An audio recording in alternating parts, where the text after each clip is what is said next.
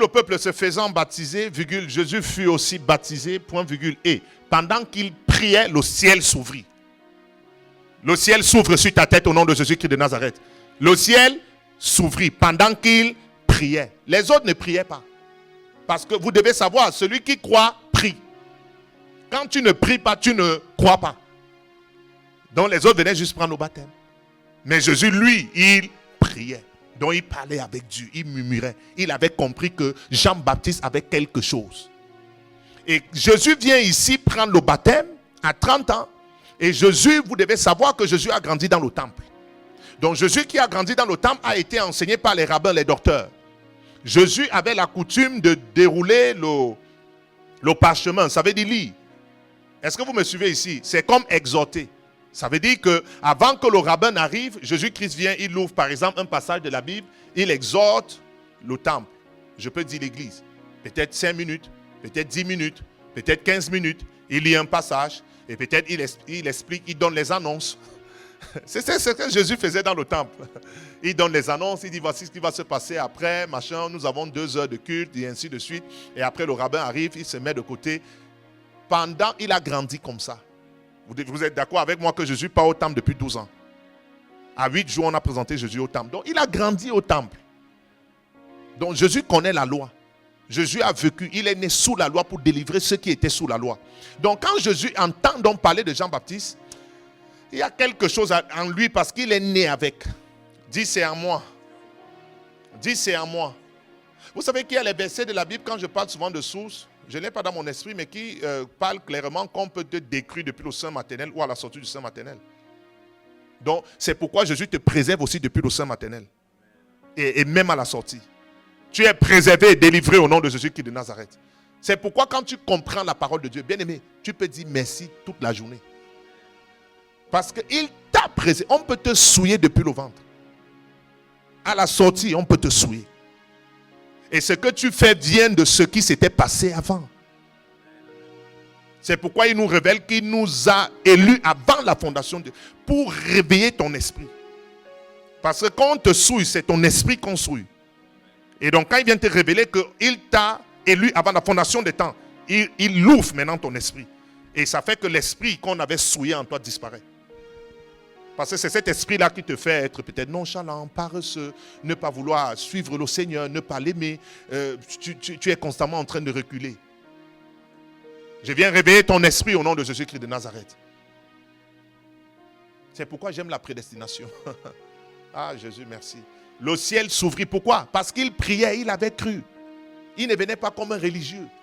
Il avait passé ses 30 ans dans la religion. Il allait écouter les docteurs, les rabbins. C'était la loi. Ouvre pour faire descendre la pluie. Ils amènent les bols, ils font des trucs, versent l'eau, ils crient. C'était la loi. C'était comme des magiciens. Il dit non, je ne veux plus ça.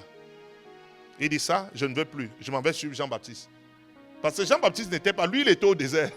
Donc lui il avait un ministère authentique, un ministère de puissance et d'esprit. Mais Jésus, lui, il a grandi dans le temple. Et Jean-Baptiste, c'est son cousin.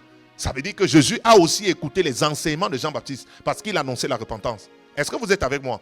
Donc, il annonce la repentance, mais ceux qui sont les rabbins, les docteurs, pour eux, ils sont juifs et ils sont saints. Ils sont dans la loi. Mais Jésus comprend, il dit non, moi je vais me démarquer. Je dois aussi me repentir. Je me considère comme un pécheur et non comme un juif saint.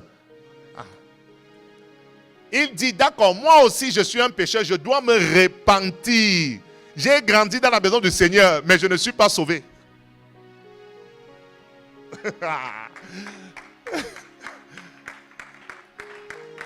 L'église est ici.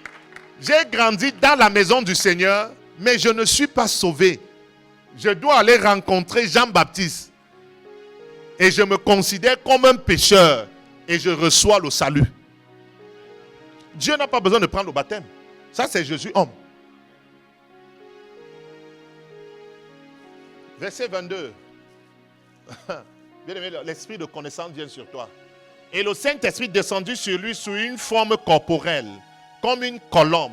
Et une voix fit entendre du ciel ces paroles. Tu es mon fils bien-aimé, en toi j'ai mis toute mon affection. Laisse que le ciel s'ouvre sur ta tête au nom de Jésus-Christ de Nazareth. Tu dois entendre ces genres de messages de la part de l'Éternel. Dieu doit te parler toi-même. Donc en ce moment, Jésus-Christ entend la voix de Dieu. Mais il a grandi dans le temple. Il n'avait jamais écouté cette voix. Mais il était à l'église. Il était au temple avec les rabbins, les docteurs qualifiés, respectés. Mais il n'avait jamais écouté la voix de Dieu. Il fallait se démarquer, aller écouter la voix de Dieu sur le prophète.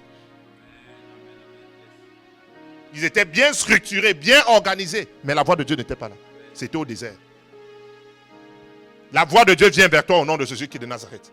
La voix de Dieu, quand la voix de Dieu vient vers toi, c'est la fin de la disette, c'est la fin de la stérilité, c'est la fin de la peur. Le même Jésus qui a grandi dans le temple est capable maintenant d'affronter ces gens. Il vient, il ouvre le même livre. Il regarde Luc 4 et il lit. Il dit, cette parole est accomplie. Les rabbins le regardent comme ça.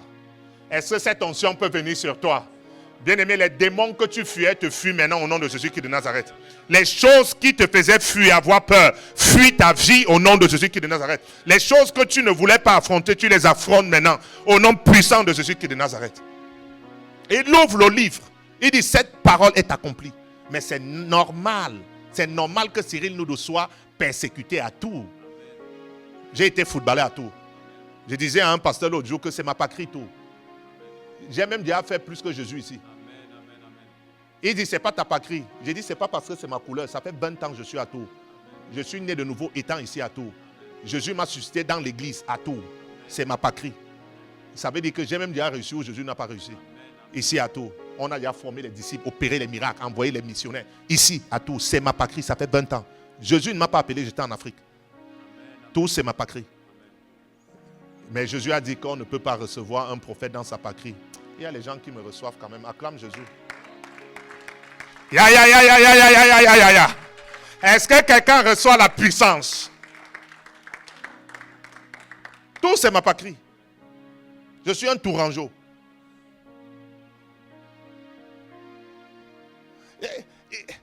C'est normal.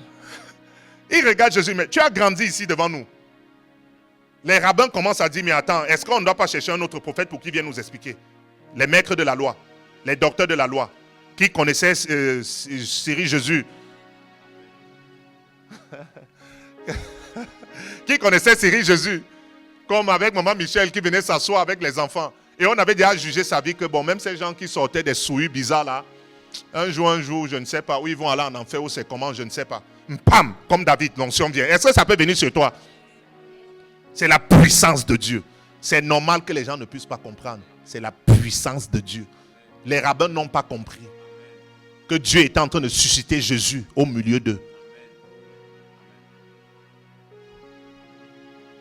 Il a dit, j'ai pas peur de vous. Est-ce que ça peut venir sur toi?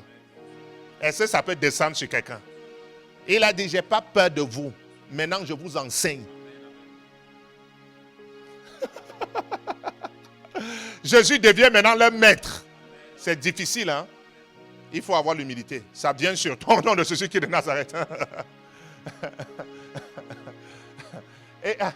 Et le Saint-Esprit descendu sur lui sur une forme corporelle, comme une colombe.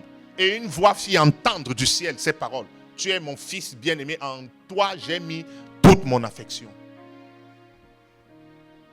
Je prie que la voix de Dieu résonne sur la terre en ce qui te concerne, au nom de Jésus qui est de Nazareth. Avant que tu n'arrives quelque part, Dieu avait déjà parlé. Ça vient sur toi au nom de Jésus-Christ.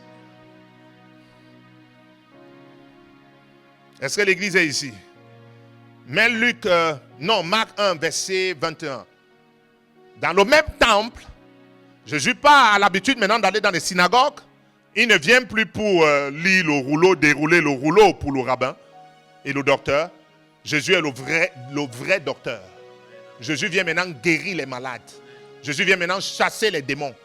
On n'avait jamais vu ces genres de signes. Jésus vient maintenant prophétiser et donner les paroles de connaissance. Le même Jésus qui était là, il ouvrait juste le rouleau. On le connaissait, le charpentier. Il dit, je ne suis plus charpentier. Je suis le guérisseur. Je suis le prophète. Je suis l'apôtre. Je suis l'évangéliste. Je suis le docteur. Je suis le pasteur. Je suis Dieu. Est-ce que ça peut venir sur quelqu'un? Ta manière de dire amen, je sens, il y a des visions là que je vois, je ne suis même pas souvent ici. Est-ce que l'église veut vraiment... Comme hier nuit, c'est comme si j'ai fait tout le tour de la terre. Est-ce que quelqu'un est fit ici? Ouh, mambragada, ça descend sur toi au nom de Jésus-Christ de Nazareth. Ce sont les 7 esprits de Dieu. Oui, c'est revenu dans mon esprit, je vais te connecter ça. Aïe, aïe, aïe. Il se rendit à Capernaum. Et, virgule, le jour du sabbat, Jésus entra d'abord dans la synagogue et il enseigna. Le jour du sabbat, il vient d'abord décrire la loi. Je hais la loi. La loi, c'est la lourdeur spirituelle. La loi, c'est la mort. La loi, c'est tu ne dois pas, tu ne peux pas. Ce n'est pas le moment. Ce n'est pas encore ça. Je hais la loi. Ce que j'aime, c'est la loi de l'esprit. Dis, esprit de vie en Christ, viens sur moi et détruis toute source de mort dans le nom de Jésus-Christ. Déclare ces paroles au nom de Jésus-Christ de Nazareth. Les choses sont en train de se passer. Esprit de vie en Christ. L'esprit de vie en Christ a ses lois. Détruis toute source de mort dans ma vie au nom de Jésus-Christ de Nazareth. Viens sur moi et détruis l'esprit de mort.